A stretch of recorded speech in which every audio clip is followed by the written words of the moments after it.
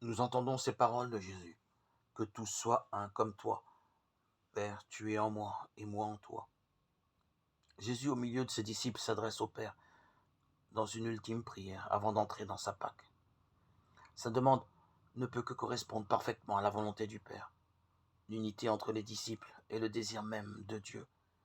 Jésus a bien souvent enseigné à ses amis le commandement de l'amour, le pardon, la vie fraternelle, à mettre en pratique. Là, il s'agit de l'unité.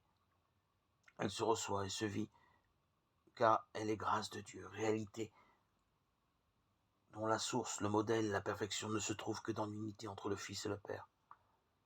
Parce que nous sommes unis les uns aux autres dans le Fils comme le Fils est uni au Père. Le départ de Jésus ne signifie pas pour nous une séparation définitive, mais une union plus profonde avec lui. Il devient trait d'union entre les hommes et Dieu le Père, et communion entre les disciples. L'unité devient la condition même de l'annonce de l'Évangile, pour que le monde croie que tu m'as envoyé. L'union au Christ devient également chemin de salut. Je veux que là où je suis, il soit aussi avec moi. Uni à la personne du Christ, dans sa mort et sa résurrection, Étienne est allé jusqu'au témoignage suprême. Le récit du livre des Actes des Apôtres montre combien sa passion est communion à celle de Jésus.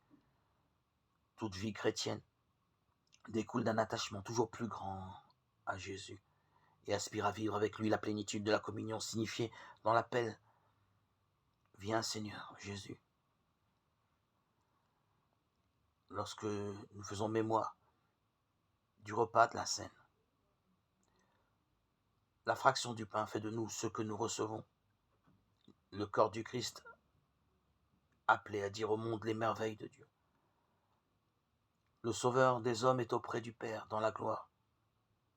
Il est encore avec nous jusqu'à la fin des temps. Dieu que nos yeux n'ont jamais vu, mais qui nous a envoyé ton Fils.